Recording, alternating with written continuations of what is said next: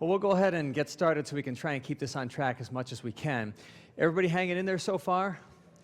With the kind of work we do, it is very hard to stay planted in a seat for this length of time. Well, you just wait till the fourth day. I think we have the hemorrhoid lecture right around that day, so it'll be very applicable for you.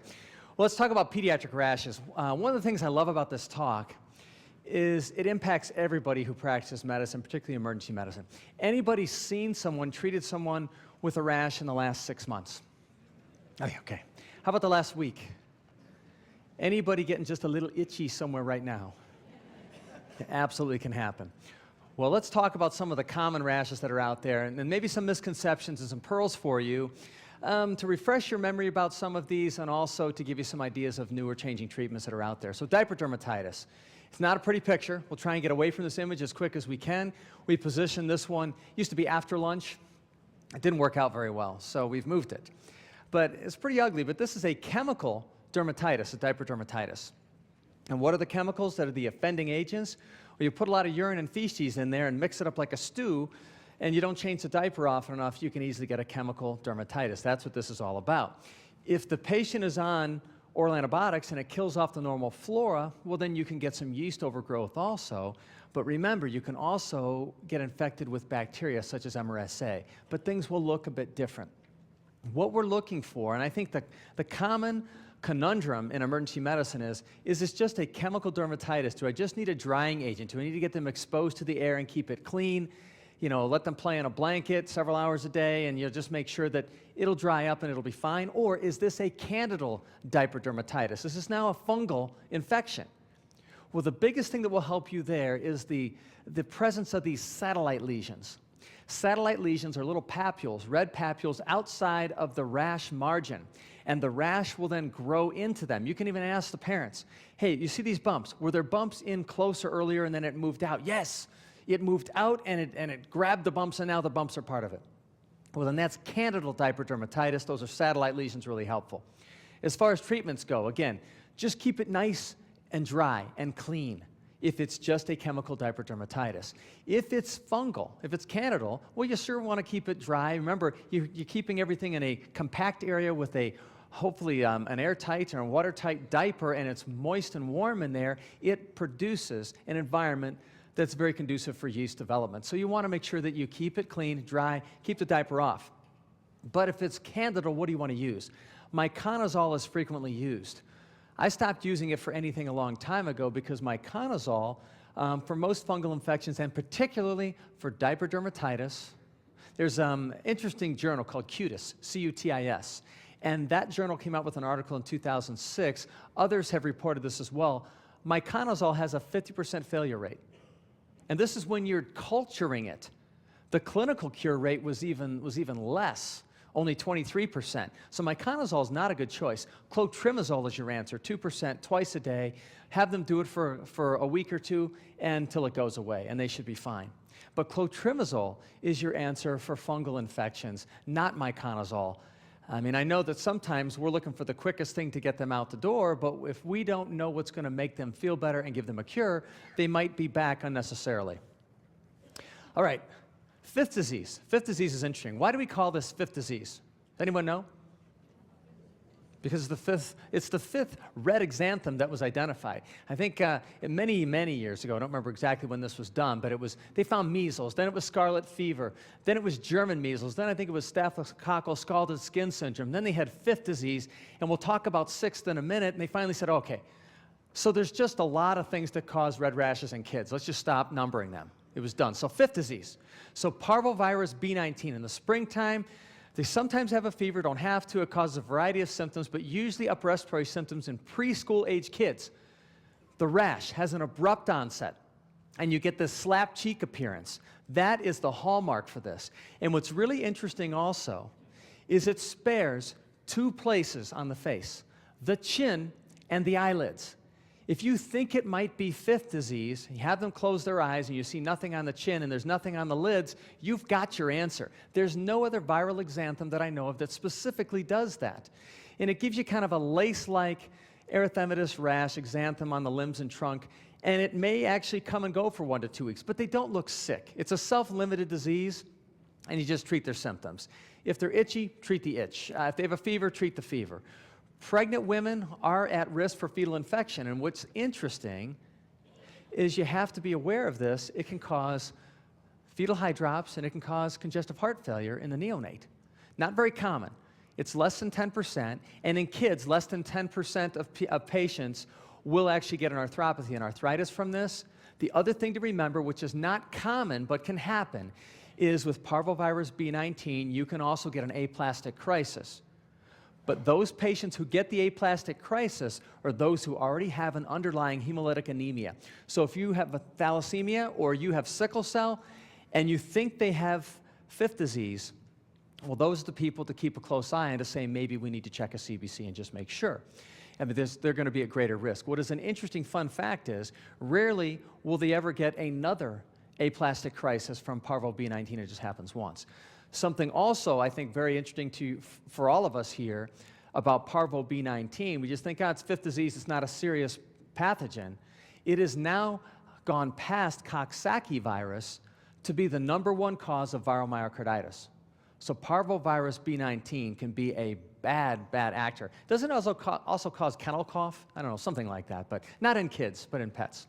So that's fifth disease. Here's what it looks like. Look at the chin. It's spared. The eyelids, if they were closed, would be spared also. But the key is, the rash is impressive. It scares the hell out of parents, but the kids look fine. Otherwise, they look fine. Don't overreact to the rash.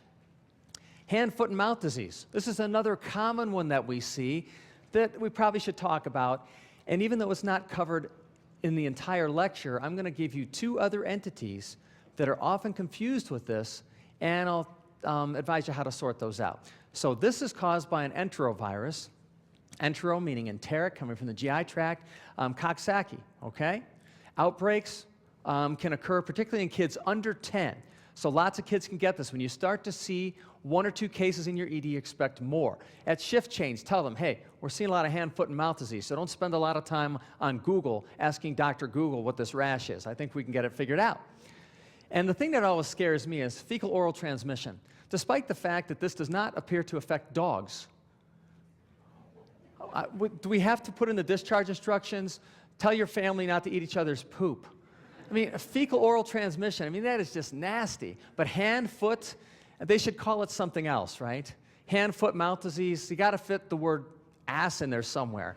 Hand, foot, ass, mouth disease, and that's how you get it. So tell people hand washing is critical. Fever, sore throat, malaise, URI, all those things, but they get oral lesions. Here's the important thing. Think of the hand going in the mouth, and that's where they get the lesions, at the anterior portion of the mouth. Nothing posterior. Something else caused by Kawasaki virus is called herp angina. You cannot use this term to parents because they're like, who gave my kid herp angina? You can't tell them that, but you can tell them that a similar virus has caused this thing that causes hand, foot, and mouth disease, can cause just vesicles in the posterior pharynx, and sometimes a soft palate, and that is herp angina. Same organism, different location. And the way I've remembered it is hand, foot, and mouth. The hand's going in the mouth, that's anterior. If you see ulcerative lesions externally, that's neither of these 2. That's herpes stomatitis. And you can sort these 3 out that way, based on location. Treatment doesn't necessarily change, it's symptomatic. And you should really avoid the treatment of these ulcers, oral ulcers, with viscous lidocaine. You can use combinations of Benadryl and Maalox, so you can paint it on, or you can have them swish it, whatever you want. The key is they're going to be uncomfortable, and you don't want them to get dehydrated. If they can you can verify and they can prove to you that they can drink, they're going to be uncomfortable. Maybe just some ibuprofen is reasonable, or some Tylenol for pain and fever, and they're going to have to just work their way through it. All right, here's a good example of the hand and hand, foot, and mouth disease. And here's the foot. Skip the ass slide. Here is the mouth, and you see the lesions, and it can be very painful. All right, Kawasaki disease. This is critically important because there's so many rashes out there in kids that just look like a red rash that may desquamate a little bit, and most of them are benign. A few of them, like this one, are life-threatening. And if we have the opportunity to identify one of these life-threatening rashes and we don't recognize what we see, then someone's going to have a bad outcome because we just didn't consider the possibilities. So it's also called mucocutaneous lymph node syndrome. That helps us because we got cutaneous, it's the skin. Mucous membranes, we got conjunctivitis. Lymph nodes, they're going to have lymphadenopathy. That helps us. Only about 2,000 cases a year in the U.S. Acute febrile illness, if they have this exanthem, but it's usually in younger kids, 2 to 5, and more often in Asian males. So Asian male with a new red rash like this, you've got to be concerned about it. As a matter of fact, I would talk about this in kids with a red exanthem in your medical record. No signs of Kawasaki. Show that you thought about it. It shows that you did consider it, and if you're used to doing that, it may actually make you think about it if you haven't thought about it. And from a risk management standpoint, I love to see that you've thought about it, and at the time you were at the bedside, it didn't exist. There was nobody else there, so who can refute what you've said? If you don't say important things like no petechiae, because you're saying they don't have meningococcal disease, there's no signs of Kawasaki, somebody later, if the kid ends up with one of these complications later, they can say, well, how do we know you thought about it? Well, because I always do. But if you document it in the medical record, say, well, I was the only one there, and when I looked at them, they had no signs of it, just like it says in my medical record. Very, very powerful statement to put in there. The cause is really unknown, but this could be just an immune response to some infection, and it's so important to make this diagnosis. So here's how you do it. You've got to have a fever greater than 5 days. Now, don't be hard and fast on this rule because sometimes the parents don't get it quite right. They may not know if they had a fever, and they may not know what 5 days are, right? I mean, they're not going to say, well, yes, it was 4.5 days. If they've had a prolonged fever, you need to think about this, and 4 of the following 5. Conjunctivitis, strawberry tongue or fissured or cracked lips, desquamation of the hand or digits, and you can have swelling of those digits, erythematous rash, usually starts in the palms and soles and then goes outward from there, and they have the cervical lymph nodes. Any nonspecific inflammatory mediator like a SED rate or a CRP, white blood cell count, they're going to be elevated, but it's not going to tell you what they have. It's just going to tell you there's an inflammatory response going on. The big complication here, for whatever reason, this inflammatory response tends to go to the coronary arteries and cause little aneurysms. So these kids can die. You treat them with aspirin, IV immunoglobulin, and supportive care. This is the only febrile illness in kids that you would treat with aspirin. Why? What are we trying to avoid with aspirin in febrile kids? Ray's syndrome, exactly. Affects the brain, affects the liver. You get a hepatoencephalopathy. Bad deal. Okay? But in this situation, this disease we know they have, and you've got to treat them with aspirin. Here's a good example of all the physical findings we just talked about.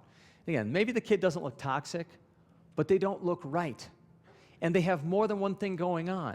And we'll talk about scarlet fever, but scarlet fever has a strawberry tongue with it too. The minute you see that, you should think Kawasaki. Is this Kawasaki or not? It's just like head injury. There's only one question in a head-injured patient, what we need to do. Minor head injury. You either do the CT or you don't. So you should focus your decision-making on that. You see a strawberry tongue. Is it scarlet fever?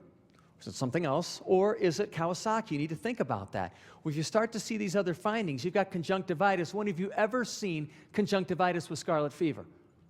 The time you misdiagnosed Kawasaki's as scarlet fever. That was the time you noticed it. Doesn't work well that way. All right, let's talk about measles.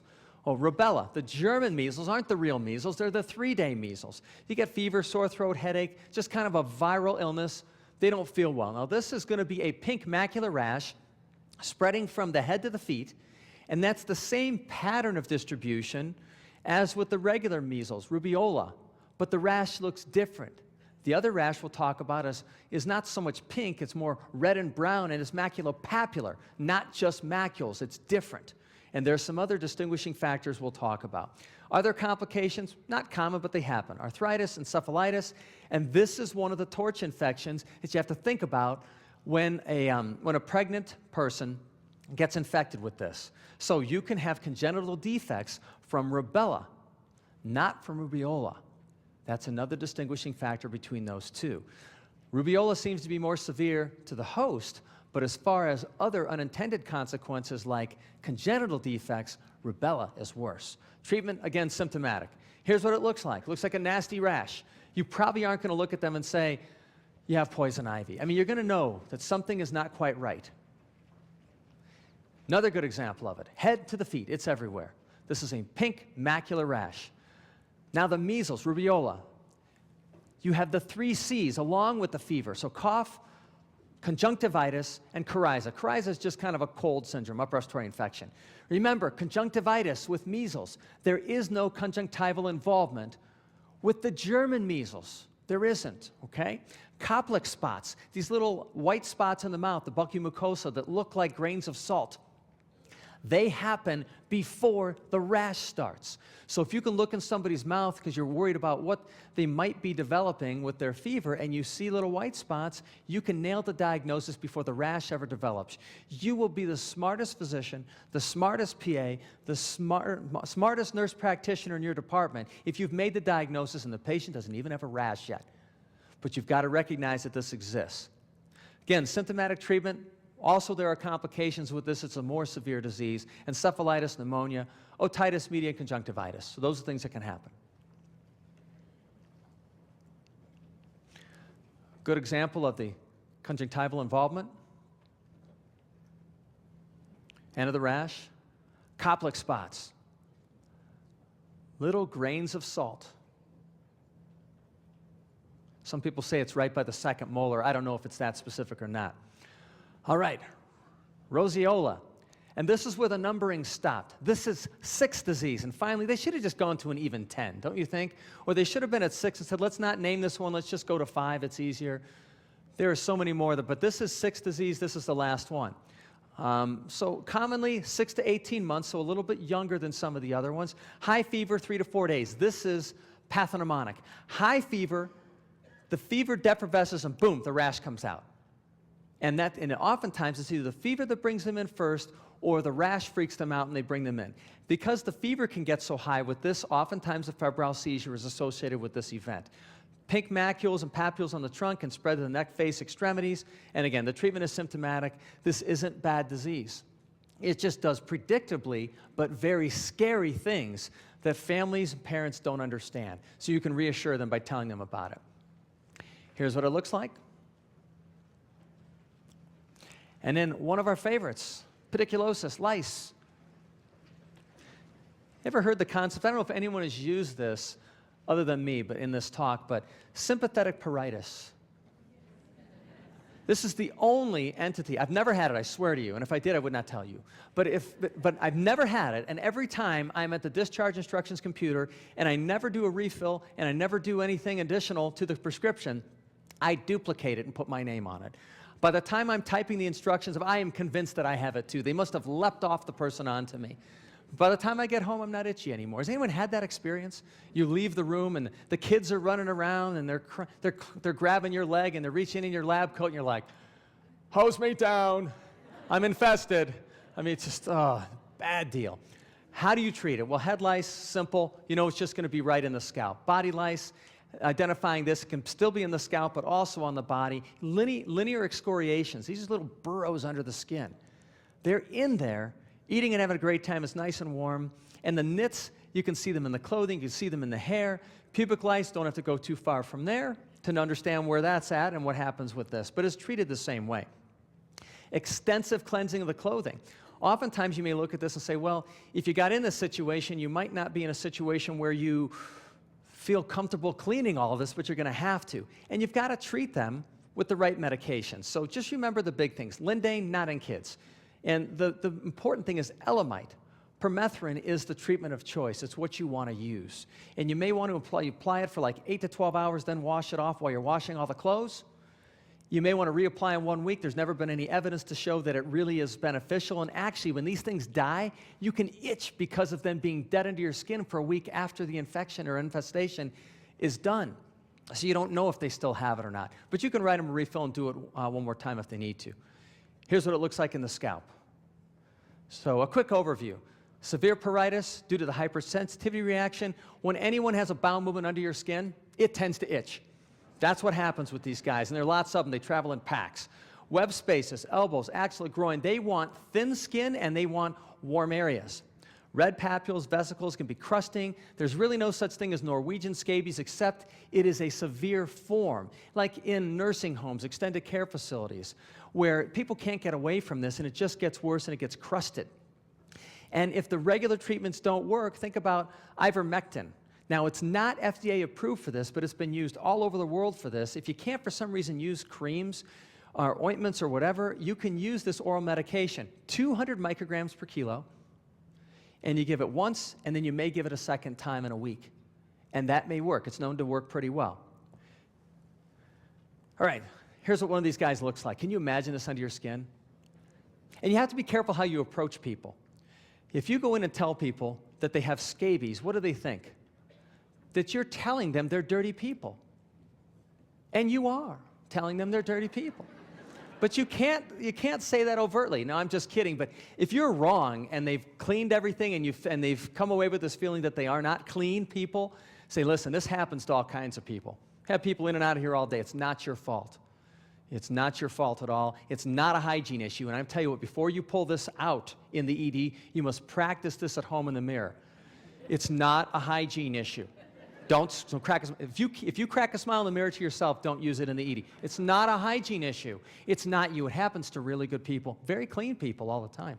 You can say I've delivered this so many times, like, oh, thank God, I thought I was a dirty person. At that point, I just walk out and get the discharge instructions. Here's what it looks like, too. Intertriginous spots, the little burrows that are in there, too. Scarlet fever. Basically, this is strep throat with a rash. It's the same thing. They're not sicker, but when you name something scarlet fever, it scares people. They should have never done that. Sandpaper rash starts 12 to 72 hours after the fever. The flexor creases are involved. Pastia's lines, okay? You can have a strawberry tongue. We talked about that. And the skin can peel, but it peels within the epidermis, like a first-degree sunburn. It doesn't peel at the dermal-epidermal junction, like staphylococcal scalded skin syndrome, like toxic epidermal necrolysis. Those are dangerous things, because if you slough there with Nikolsky's sign and slough at the dermal and epidermal junction, you're going to lose a lot of fluid. It's like a burn. That's not what this is, okay? But you have to realize there are a couple factors here that sound like Kawasaki's. Make sure you differentiate them. You can throat swab them. You can do an ASO titer. Hey, penicillin is the treatment of choice. Strawberry tongue looks dangerously similar to the other strawberry tongue we looked at.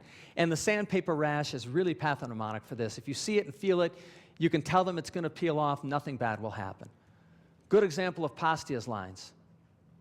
Here's a little bit of desquamation, a little bit more. All right, varicella, chickenpox. You've got your primary varicella infection, which is basically the chickenpox.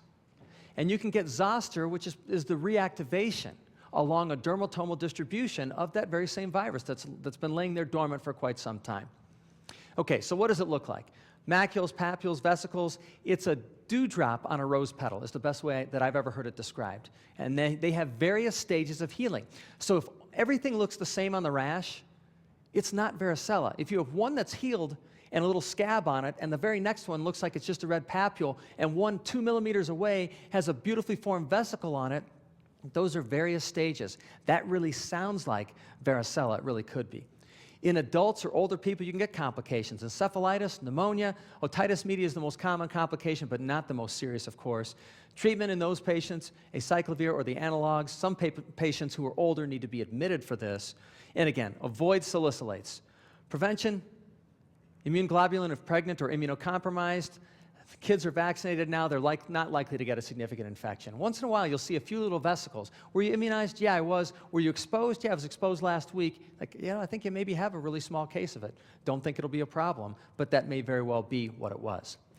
So this can't be varicella zoster. This has to be primary varicella. And why is that? Does anyone know?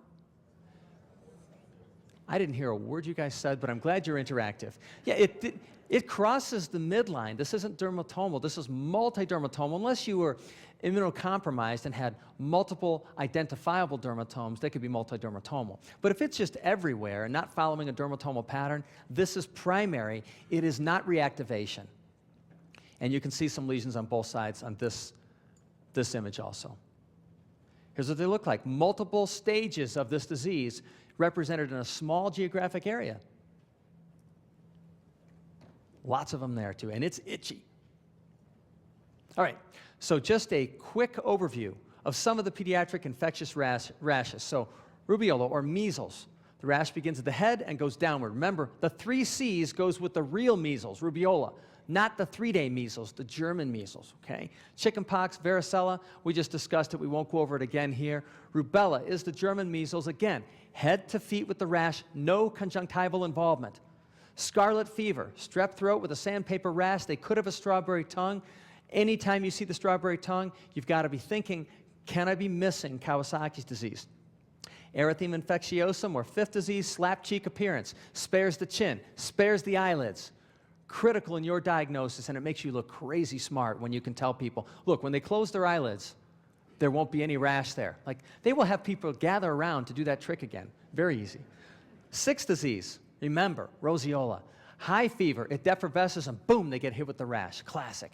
And throw in the picture of a possible febrile seizure in a well-looking kid, and you've got your diagnosis. It's not a serious disease, just seriously scary for parents. All right, well, thank you very much, and I'll see you in a little bit.